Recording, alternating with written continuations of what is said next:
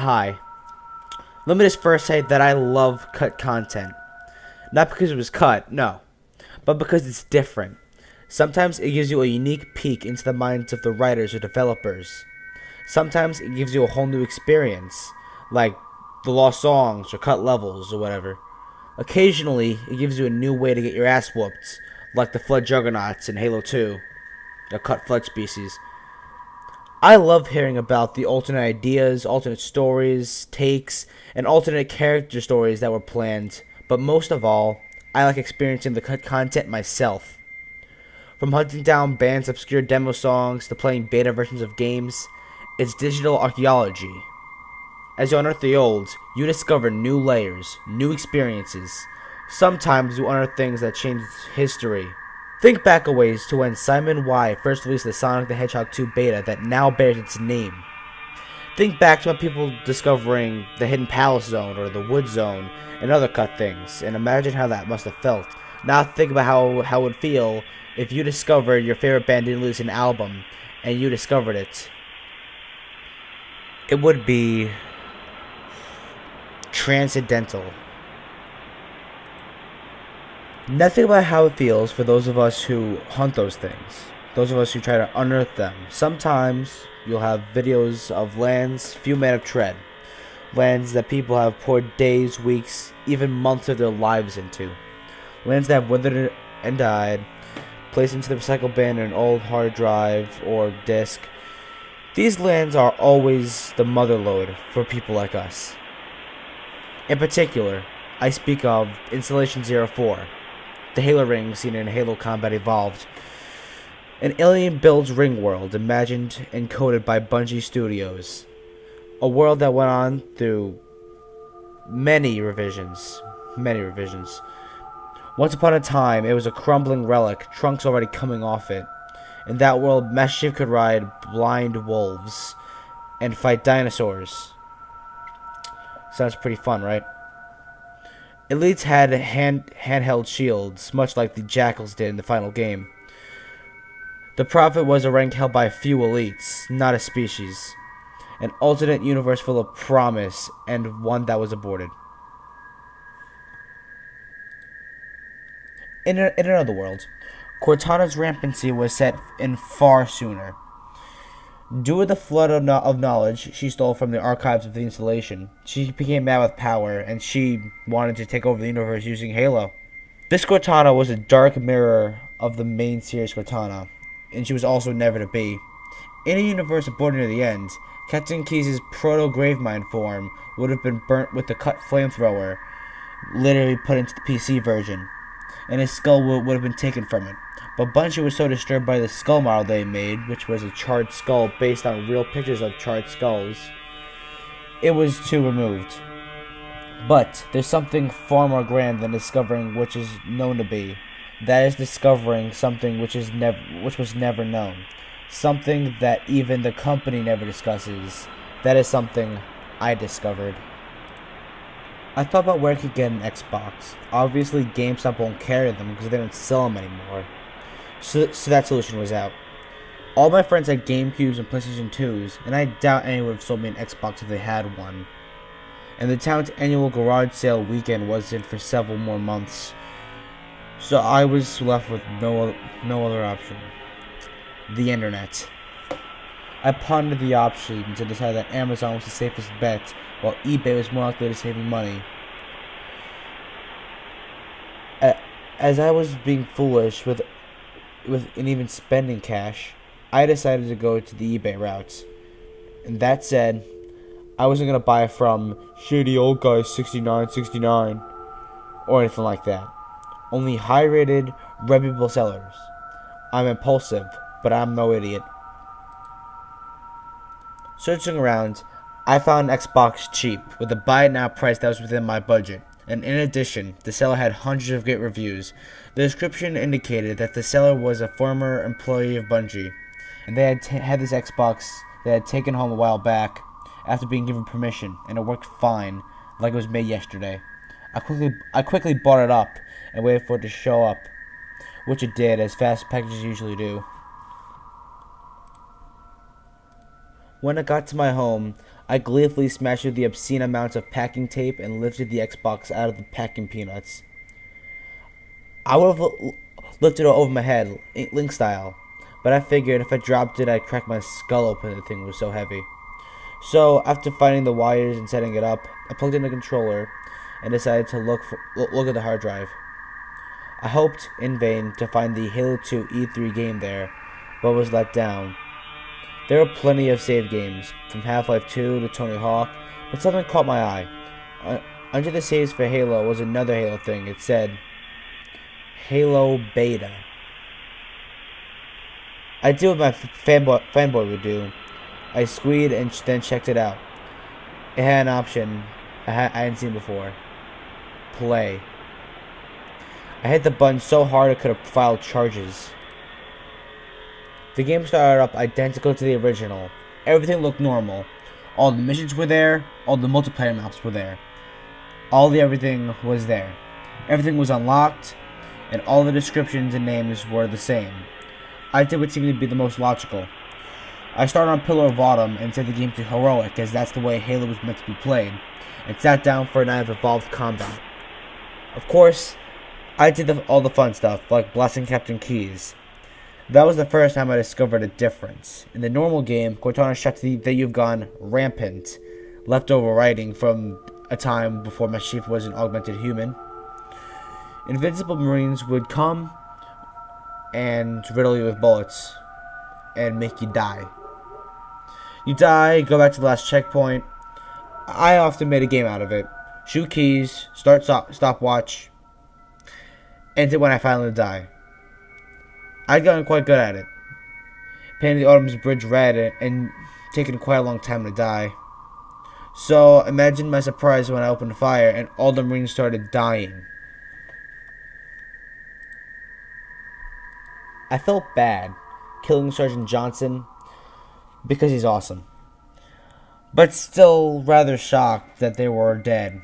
I continued the level wondering what was going to happen next. All the Marines I encountered were hostile, which was unsurprising as I had just killed the captain of the Pillar of Autumn. I had to fight my way through enemies, both human and Covenant. I thought back to Marathon and the BOBs.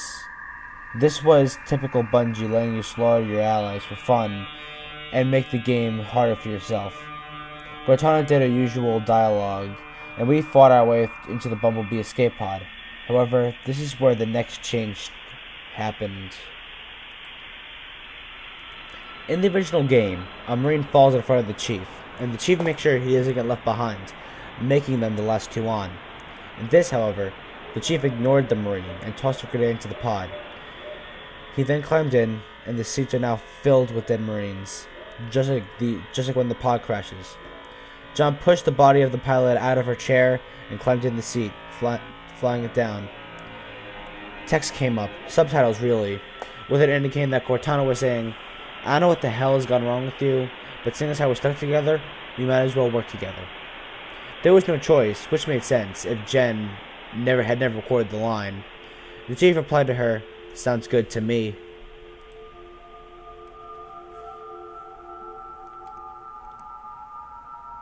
Despite John's piloting, the Bumblebee still crashed, but there was no dialogue of the pilot screaming as it went down. This wasn't surprising, seeing as how she was dead. After the level Halo started, Cortana said that, with Keyes dead, the Autumn was completely destroyed on impact.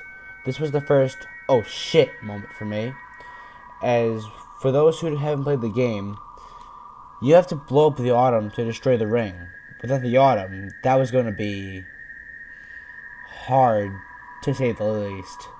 However, after that, the level played normally, with the main difference being that the Marines were still hostile. Despite that, Fullhammer was not, and you were still supposed to go rescue the various trapped Marines. I managed to dodge them and kill the Covenant, and they boarded Fullhammer's Pelican dropship, as always. However, my Warthog was garnerless because I had to kill him before he killed me. I finished the level, and Truth of Reconciliation, the next level began. I expected to have to kill all my Marines, but instead, Johnson, back from the dead, as he often does in the first Halo, said said to the chief. Look, you killed Keys. Hell, you even killed me. But we're both stuck here, together. So why don't we work together and take this goddamn ship? We can try to kill each other later. Understand? This was subtitled, and did make a very good explanation for why they'd be boarding the ship if Captain Keys wasn't on it. At this point, I was actually pretty impressed. Rather than having killing Keys be a roadblock, they apparently were gonna have it as an alternate evil path, with what seemed to be building into a bleaker ending. The level continued as usual, and after getting some Marines from the cell block without Keys, Cortana declared to the group that the Covenant forces were far too large to overtake, and that they'd have to get off the ship, subtitles only of course. However, the chapter was still called Shut Up and Get Behind Me, Sir. A simple oversight from being in beta, apparently. After that, the story progressed pretty much as normal, with minor changes for the lack of Keys in the autumn, but we still return to the Truth and Reconciliation level Keys. Now, in the normal game, the Flood, basically the Zerg combined with headcrabs, have been released and taken Keys. As I said before, he's being turned into a new grave mind, the Flood hive mind. However, without Captain Keys, things were different. In Keys, you're seeking to find him and use neural implants to detonate the Pillar of Autumn and destroy Halo, as you learn as part of an array that, once fired, will destroy all biomatter in the galaxy. This Keysless version of Keys, you're seeking to take the Truth and Reconciliation, or what's left of it, and detonate it instead. Cortana's humorous teleportation mistake was still there. It was surreal to see them bonding despite this Master Chief's broken moral compass. So I slogged through the level, one of my least favorites after the library, and reached the bridge. However, there was no proto-grave mind. I was surprised that the Flood hadn't started building a new one. But then it dawned on me that there was no proper base for it in the universe. With so few Marines on Halo due to the total destruction of the Autumn, along with the fact that Thal Vadame would obviously still survive, the Flood didn't have a brilliant mind to start with. The cutscene, far different from the usual, began, and the Chief inserted Cortana's chip into the holo panel. Cortana infiltrated the network, hacking into the systems, only to discover that, due to the damage, it couldn't self-destruct. Flood began to swarm into the room, and the Chief quickly grabbed Cortana's chip, put it back in his helmet, and tried to fight, but failed. They swarmed him. They quickly tore apart large portions of his chest plate of his armor, and without it, the Flood infection form leaped into him and quickly burrowed in him, much like how the Flood infection happened in Halo 3. It took me a moment to realize what had just happened. John was now taken by the Flood, and with him, Cortana, and with her, Halo's index. Without the index, Halo couldn't even fire. I wondered what was going to happen next, as the game had now gone far off the rails. The screen went black before going to the loading screen. What happened next surprised me. A large gravemind now resided in Halo's control room, in possession of 343 Guilty Spark, the monitor of its Legend 04. Cortana's giant form was at the control room's panel once more, but rather than her usual color changing while there, she was red, like rampant Cortana in Halo 4. The Gravemind, speaking in iambic heptameter as always, but only in subtitles, told Cortana to activate the slipspace, or the Halo equivalent to warp, drives, and set a course for Earth. The Gravemind then lowered a tentacle down and placed a combat form on the ground. This form, however, wasn't a normal one. Instead, it was a headless one, with the Mjolnir Mark V armor that the Master Chief wore repaired on the body. Then it dawned on me. That was the Chief's body, and the head was just kept in the Gravemind. The Gravemind placed a helmet on it, and the helmet attached to the suit as it usually would. A loading screen came up, and I waited, eager to find out what would happen next. When it finished loading, Installation 04 came out of slipspace in orbit around Earth. The orbital mag cannons fired at it, but to no avail, and the hordes of reprogrammed sentinels swarmed the cannons. destroying them with ease.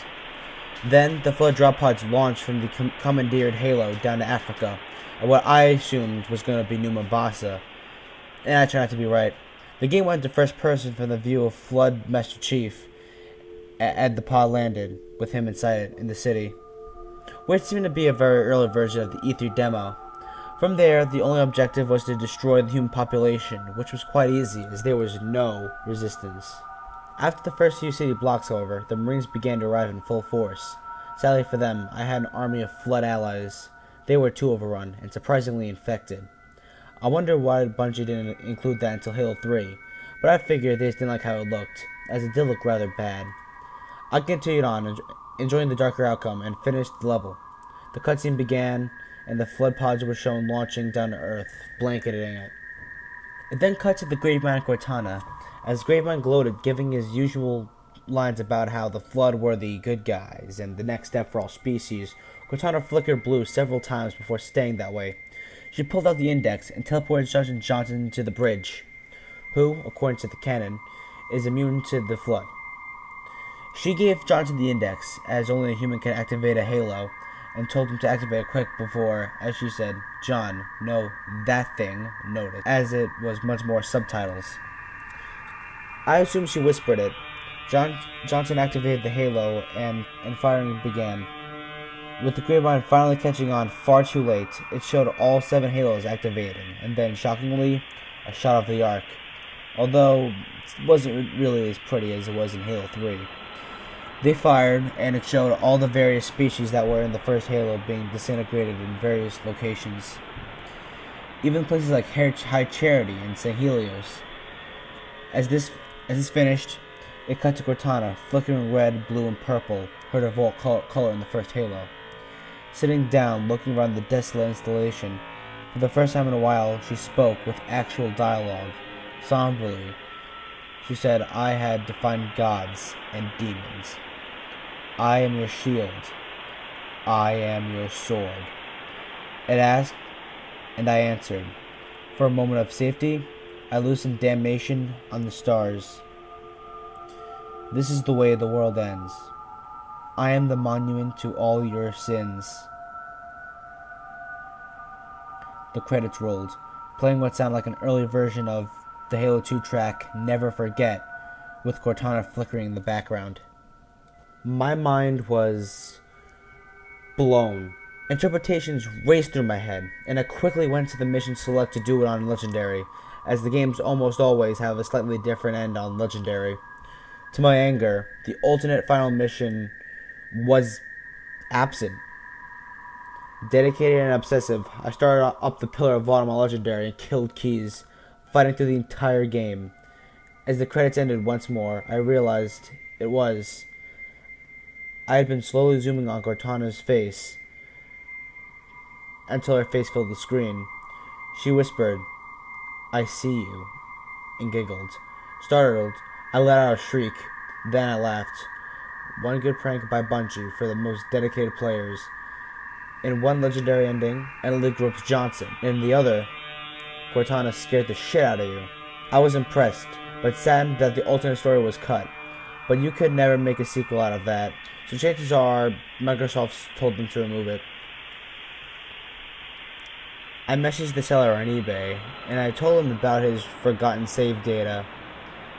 He replied with a smiley face, asking if I had discovered his little secret yet. After telling him yes, he said, just so I don't get sued, for your eyes only, okay? I agreed, but from time to time I do still visit that alternate Halo.